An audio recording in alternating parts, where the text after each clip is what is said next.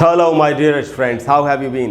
Welcome to Learn English Online with Krishna. Learn English Online with Krishna में हमेशा की तरह आपका स्वागत है दोस्तों। जब भी हम सेंटेंस में एडजेक्टिव यानी विशेषण का इस्तेमाल करते हैं तो कुछ खास एडजेक्टिव्स के बाद, कुछ खास तरह के एडजेक्टिव्स के बाद एक खास तरह का क्लॉज यानी स्ट्रक्चर इस्तेमाल होता है। ये जानना हमारे लिए बहुत ज़रूरी है कि किस एडजेक्टिव के बाद कौन सा क्लॉज यानी कि कौन सा स्ट्रक्चर इस्तेमाल होता है। दोस्तों आज मैं आपको यही बताने वाला हूँ। बहुत ही इंपॉर्टेंट क्लास है, खास करके एक तो इंग्लिश कम्युनिकेशन के लिहाज से, दूसरा अगर आप किसी कंपेरेटिव एग्जाम की तैयारी कर रहे हैं तो वहाँ पर भी ये क्लास आपके काफ़ी काम आएगी। तो आज हम कर रहे हैं दोस्तों स्ट्रक्चर्स आफ्टर एडजेक्टिव्स। बहुत ही इंपॉर्टेंट क्लास है, आपको ध्यान से अंत तक पूरे वीडियो को देखना चाहिए। आज हम कर रहे हैं पार्ट 1। अगर आपको ये आज की क्लास अच्छी लगेगी और आप मुझे कमेंट बॉक्स में लिख के बताएंगे तो मैं आपको अगले वीडियो में इसका पार्ट 2 भी बताऊँगा।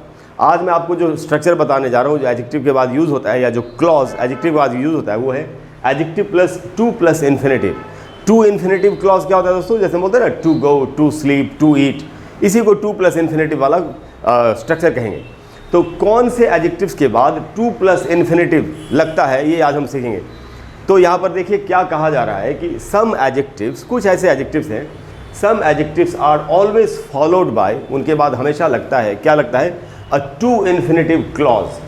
कुछ ऐसे एडजेक्टिव्स हैं जिनके बाद हमेशा टू प्लस इन्फिनेटिव का क्लॉज लगता है, लेकिन कैसे? When they come after a linking verb. जब वो लिंकिंग वर्ब के बाद, पहले लिंकिंग वर्ब होगा, फिर एडजेक्टिव होगा और उसके बाद ये वाला स्ट्रक्चर टू प्लस इन्फिनेटिव का स्ट्रक्चर लगेगा। अच्छा दोस्तों, लिंकिंग वर्ब्स कितने होते हैं? लिंकिंग वर्ब्स ही बहुत सारे हैं। अगर आपको लिंकिंग वर्ब सीखने हो तो मेरे चैनल पर एक प्ले लिस्ट है जिसका नाम है लर्न इंग्लिश ग्रामर, या सिर्फ वर्ब्स की भी एक प्लेलिस्ट है, उसमें आपको लिंकिंग वर्ब के ऊपर मेरा वीडियो मिल जाएगा, आप उसको देख सकते हैं। वैसे मैं आपको बता दूं, जो सबसे मेन लिंकिंग वर्ब्स है किसी भी लैंग्वेज में, एक मेन स्टेटिव वर्ब होता है यानी लिंकिंग वर्ब, वो है बी इंग्लिश में, जिसके रूप होते हैं एम, इज़, आर, वॉज, वर। बाकी तो फील, नो, बहुत सारे लिंकिंग वर्ब्स हैं। तो जो मेन है वो है एम, इज़, आर, वॉज, वर। तो किसी भी लिंकिंग वर्ब के बाद अगर एक एडजेक्टिव है तो वो कौन से ऐसे एडजेक्टिव्स हैं जिनके बाद ये वाला स्ट्रक्चर लगता है, तो मैं आपको बताता हूँ वो कौन से एडजेक्टिव्स हैं। दे आर, अच्छा ये हैं तो बहुत सारे, मैंने जो बिल्कुल मेन है, जो हमको दिन रात हमारी कॉन्वर्सेशन में या लिखने में इस्तेमाल होते हैं, वो आपको बता रहा हूँ। तो ये दोस्तों एबल या अनेबल। एबल यानी जो कुछ करने की हालत में हो, अनेबल जो नहीं कर सकता हो, या बाउंड, बोलते हैं ना this is bound to happen, कि ये तो होना ही है। बाउंड, लायबल, ड्यू, हैप्पी, ये सारे एडजेक्टिव्स हैं। उसके बाद है विलिंग या अनविलिंग, जैसे किसी की इच्छा हो रही है, किसी की इच्छा नहीं हो रही है, विलिंग, अनविलिंग। नहीं तो उसके बाद दोस्तों अफ्रेड, बोलते ना he is afraid to go. Afraid मैंने डरा हुआ, भयभीत। एम्बैरेस्ड का मतलब है शर्मिंदा। ईजी, एंक्शस, ये एडजेक्टिव्स है दोस्तों। इन एडजेक्टिव्स के बाद, ये एडजेक्टिव्स जब किसी भी लिंकिंग वर्ब के बाद होंगे, एम, इज़, आर, वॉज, वर के बाद, और भी लिंकिंग वर्ब्स है बट मेन यही है, तो एम, इज़, आर, वॉज, वर के बाद जब ये एडजेक्टिव्स होंगे तो इनके बाद हमको टू प्लस इन्फिनेटिव का इस्तेमाल हमको करना चाहिए। कैसे? एग्जाम्पल से समझते हैं। जैसे ईजी का एग्जाम्पल है, ईजी एक एडजेक्टिव है, तो यहाँ एक सेंटेंस है कि it was easy to do. किसी काम के लिए कहा जा रहा है कि ये काम करना आसान था। अब आप देखिए, वॉज एक लिंकिंग वर्ब है, ईजी एक एडजेक्टिव है, उसके बाद टू डू यानी टू प्लस इन्फिनेटिव का इस्तेमाल हो। और it was easy to do, आप ये पास्ट टेंस में लिखा है, आप इसको प्रेजेंट टेंस में भी बोल सकते हैं, it is easy to do. तो it was easy to do, it is easy to do. उसके बाद दोस्तों I was afraid to go home.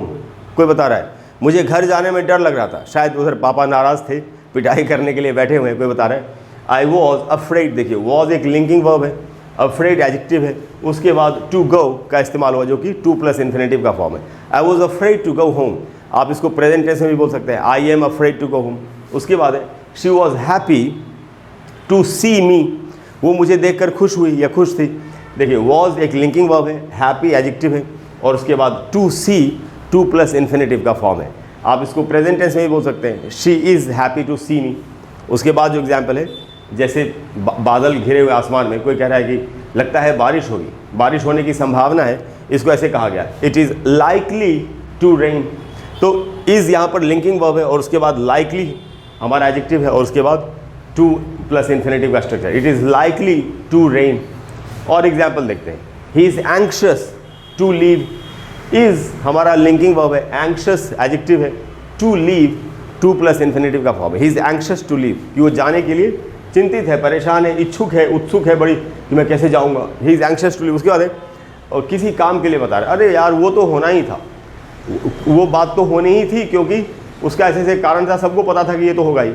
That was bound to happen, कि वो तो होना ही था।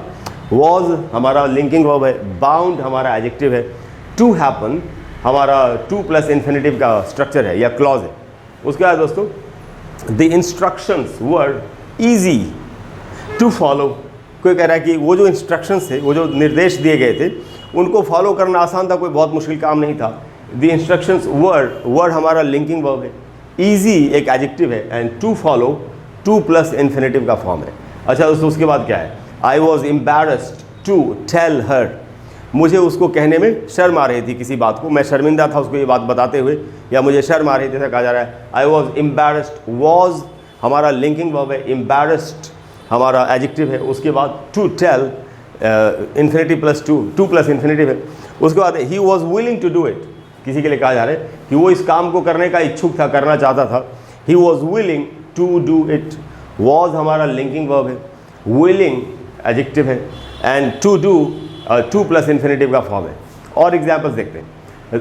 कोई बता रहे किसी चीज़ के बारे में, this is due to happen soon, ये जल्दी ही होने वाला है, किसी भी काम के लिए कहा जा रहा है, this is due to happen soon. अब देखिए आप, इज़ लिंकिंग वर्ब है, ड्यू एडजेक्टिव है, to happen to plus infinitive का स्ट्रक्चर है। उसके बाद हमारा सेंटेंस है कि कुछ लोगों के लिए कहा जा रहा है दे आर लायबल टू पे, उनको ये पे करना ही होगा क्योंकि वो इसको पे करने के लिए बाध्य है। दे आर लायबल, आर हमारा लिंकिंग वर्ब है, लायबल हमारा एडजेक्टिव है, to pay to plus infinitive है। और आखिरी के कुछ एग्जाम्पल्स हैं, we are unable to do it, कुछ लोग किसी काम को नहीं कर पा रहे, वो बता रहे हम इस काम को नहीं कर पा रहे, we are unable to do it. Are हमारा लिंकिंग वर्ब है, अनेबल एडजेक्टिव है, to do to plus infinitive है। नहीं, उसके बाद कहा गया he is unwilling to do it. इधर था he someone is willing to do it, और यहाँ है अनविलिंग, उसी का antonym opposite word. He is unwilling to do it, is हमारा लिंकिंग वर्ब है, अनविलिंग एडजेक्टिव है, to do to plus infinitive का फॉर्म है। तो दोस्तों अगर आप इनको याद कर ले, ये जो वर्ड्स हैं able, unable, bound, liable, due, happy, he is happy to see me, happy, willing या अनविलिंग, विलिंग मतलब इच्छा है, अनविलिंग मतलब इच्छा नहीं है, अफ्रेड या एम्बैरेस्ड। एक और वर्ड होगा ईजी और एंक्शस, दो वर्ड्स और थे। इन वर्ड्स को अगर आप याद कर लें कि इनके बाद मुझे हमेशा टू प्लस इन्फिनेटिव लगाना है, तो आपकी इंग्लिश बिल्कुल करेक्ट, आप करेक्टली बिल्कुल उसको यूज़ कर पाएंगे, लिख भी पाएंगे और बोल भी पाएंगे। एक्चुअली इंग्लिश बोलने में बड़ी आसानी होती है अगर हमको ये रूल्स के बारे में पता हो और हम इनकी थोड़ी सी प्रैक्टिस कर लें। मुझे उम्मीद है कि आज की क्लास के बाद आप इन एडजेक्टिव्स को एकदम करेक्टली यूज़ कर पाएंगे। करेक्ट इंग्लिश बोलने में ही बात है दोस्तों, गलत इंग्लिश बोल के तो कोई फ़ायदा नहीं है। और मुझे ये भी उम्मीद है कि आपको आज की क्लास अच्छी लगी होगी। अगर क्लास अच्छी लगी हो तो प्लीज़ वीडियो को लाइक करें और शेयर करें और चैनल को सब्सक्राइब करें। और आप कृपया मुझे ये भी बताएं कि आपको इसका पार्ट 2 चाहिए कि नहीं चाहिए। अगर आपको ये सही लगता है कि इस पार्ट 2 में एडजेक्टिव के बाद दूसरा कौन सा क्लॉज लगेगा या स्ट्रक्चर लगता है, वो मैं आपको बताऊँगा अगली क्लास में। दोस्तों अगर आप कहेंगे तो मैं आपको फिर से, जैसा कि मैं आपको बता रहा था, मैं कौन सा दूसरा स्ट्रक्चर लगेगा एडजेक्टिव के बाद वो आपको बताऊंगा। या अगर कोई भी ऐसा टॉपिक है जिस पर आप चाहते हैं मैं आपके लिए वीडियो बना दूं और वो टॉपिक अगर बहुत लोगों को अपील करेगा तो आप कमेंट बॉक्स में लिखिए, मैं उस पर भी आपको एक वीडियो बना करके देने की कोशिश करूँगा। Thank you very much for all your love and support and your kindness. Thanks a lot. I will see you in the next class. Bye bye.